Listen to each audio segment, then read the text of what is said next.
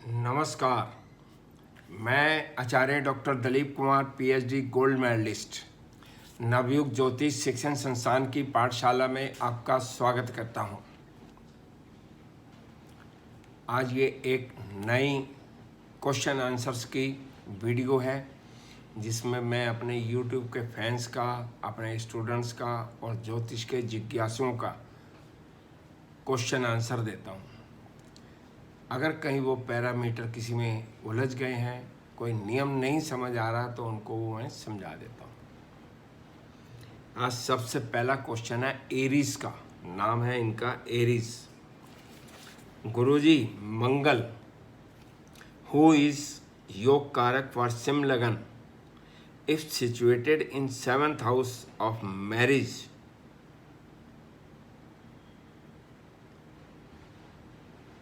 काज अंगारक योग? नहीं जी, ये अंगारक योग नहीं है। सिंह लगन में 7वें भाव में अगर मंगल बैठा है तो ये अंगारक योग नहीं है। अंगारक योग तभी बनेगा जब उसके साथ राहु बैठेगा। राहु और मंगल की युति को अंगारक योग कहते हैं। और ये सिंह लगन में 9th लॉर्ड भी है और 4th लॉर्ड भी है। 9th लॉर्ड का 7th हाउस में बैठना यानी कि शादी के बाद, मैरिज के बाद भाग्य उदय होगा। और चौथे भाव का स्वामी 4th लॉर्ड भावात भावम नियम के अनुसार अपने से चौथे भाव में जाएगा तो 4th हाउस के जितने भी फल हैं, शुभ फल, उन सब में वृद्धि करेगा। मकान, जमीन जायदाद, वाहन की प्राप्ति होगी, मानसिक खुशी बहुत मिलेगी, माता से संबंध बहुत अच्छे होंगे। और 9th लॉर्ड का मैंने आपको बता दिया, 7th हाउस में बैठना यानी कि शादी के बाद, विवाह के बाद भाग्य उदय होगा। लेकिन ये मंगली दोष भी है।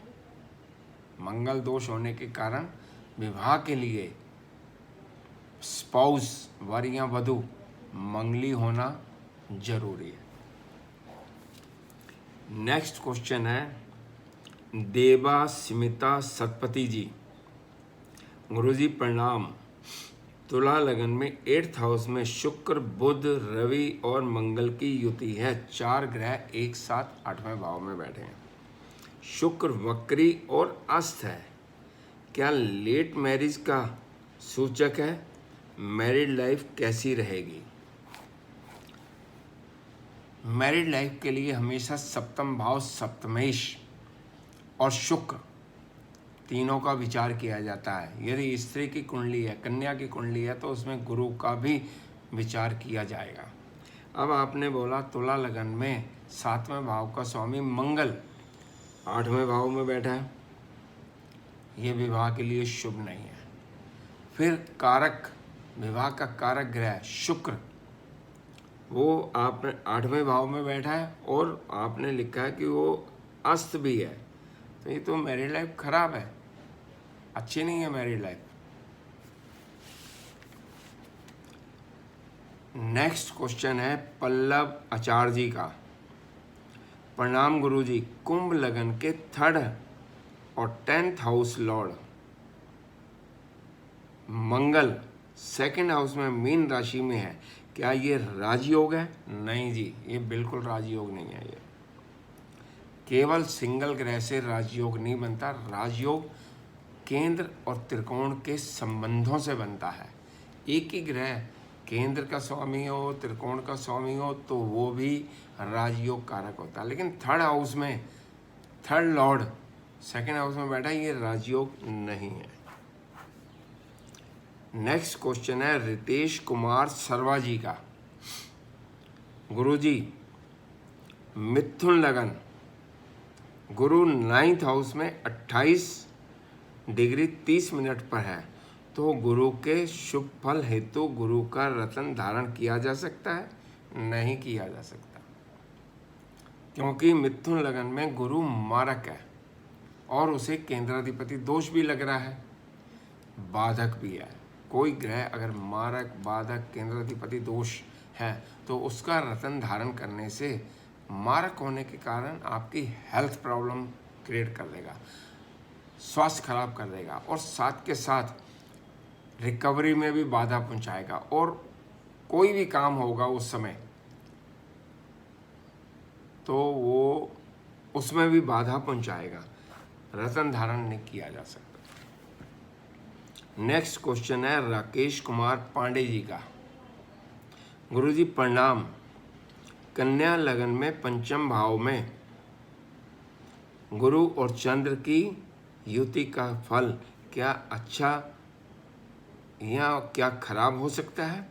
ये गज केसरी योग है और त्रिकोण में बना हुआ है। एजुकेशन के लिए बहुत अच्छा है, रोमांस के लिए बहुत अच्छा है, धन लाभ हो सकता है, ससुराल से भी लाभ होगा, संतान से भी सुख मिलेगा, लव मैरिज का भी योग है, और अगर किसी पाप ग्रह का प्रभाव नहीं है तो इन सब कारक तत्वों में शुभ फल ही प्राप्त होंगे। नेक्स्ट क्वेश्चन है ऋग्वेद उपाध्याय जी का। प्रणाम गुरुजी, क्या धनु लगन में सूर्य 12th हाउस में और शुक्र 11th हाउस में हो तो रूबी या डायमंड धारण कर सकते हैं? रूबी पहन सकते हैं, लेकिन डायमंड नहीं पहनना आपको। रूबी पहनने से आपका भाग्य विदेश में उदय होगा, या विदेशियों से संबंध होंगे, या मल्टीनेशनल कंपनियों से संबंध होंगे, या एक्सपोर्ट इंपोर्ट का काम होगा, तो उसमें आप बहुत सक्सेसफुल होंगे। नेक्स्ट क्वेश्चन है रूपम मन्ना जी का। प्रणाम गुरुजी, मीन लगन, शुक्र अशुभ ग्रह, बिल्कुल सही कहा आपने। 3rd लॉर्ड और 8th लॉर्ड शुक्र सिचुएटेड इन 11th हाउस, लगन Lord in 6th house. What is the result of dasha and अंतरदशा of शुक्र? मीन लगन में शुक्र की महादशा अंतरदशा जातक को हमेशा बुरा फल देती है। लाभ भाव में बैठा है तो वसीयत में, क्योंकि 8th लॉर्ड होकर बैठा हुआ है तो वसीयत में धन संपत्ति प्राप्त होने की संभावना बढ़ जाती है, लेकिन शरीर को कष्ट जरूर होगा, हेल्थ प्रॉब्लम जरूर होगी। नेक्स्ट क्वेश्चन है लतिका सिंह जी का। उन्होंने पूछा है हाउस ऑफ गुप्त शत्रु, गुप्त शत्रु का भाव कौन सा होता है? 12th हाउस आपके गुप्त शत्रुओं का भाव है। 12th हाउस से ही आपको विचार करना है, 12th हाउस 12th लॉर्ड से, कि आपके गुप्त शत्रु कितने हैं और वो कैसा प्रभाव आप पे डाल सकते हैं। नेक्स्ट क्वेश्चन है अमित सोनी जी का। प्रणाम गुरुजी, राहु और केतु यदि केंद्र त्रिकोण में उनके स्वामियों के साथ हों तब भी क्या उनका दान करना चाहिए जब उनकी महादशा अंतरदशा चल रही हो? दान तो देखो राहु और केतु की महादशा अंतरदशा में जरूर कीजिए, मंत्रों का जाप भी जरूर कीजिए, लेकिन अगर वो केंद्र त्रिकोण के स्वामियों के साथ केंद्र या त्रिकोण में बैठ जाता है तो वो राजयोग कारक हो जाता है, उसके बहुत शुभ फल भी मिलते हैं, लेकिन बेसिकली ये पाप ग्रह है, इनके मंत्रों का जाप और दान करते रहिए।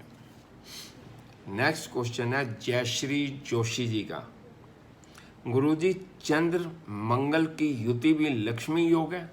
हाँ जी बिल्कुल, चंद्र और मंगल की युति लक्ष्मी योग है, और चंद्र मंगल की युति का सबसे अधिक लाभ जातक को तब मिलता है जब ये युति 2nd हाउस में हो, 9th हाउस में हो, 10th हाउस में हो या 11th हाउस में हो। जब भी चंद्र मंगल दूसरे भाव, 9वें भाव, 10वें भाव और 11वें भाव में होंगे तो ये अपनी दशा अंतरदशा में बहुत शुभ फल देते हैं।